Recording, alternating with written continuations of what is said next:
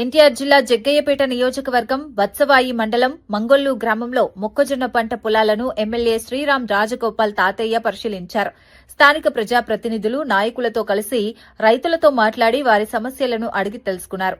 ప్రస్తుతం మార్కెట్లో మొక్కజొన్నకు కేవలం 1700 ధర మాత్రమే లభిస్తోందని, ప్రభుత్వం నిర్ణయించిన మద్దతు ధర 2400గా ఉందని రైతులు ఎమ్మెల్యే దృష్టికి తీసుకువచ్చారు.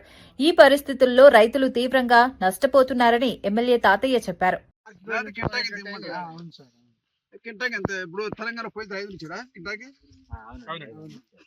మనం అంటే అంతకుముందు 14-18లో 250 యాడ్ చేసిన జరిగింది.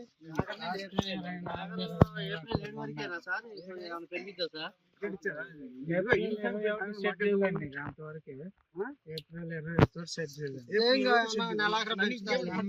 చెరువులు వాటర్ ట్యాంక్ తప్ప స్పెషల్ ఏం లేదండి. షెడ్యూల్ అయిపోయిందండి.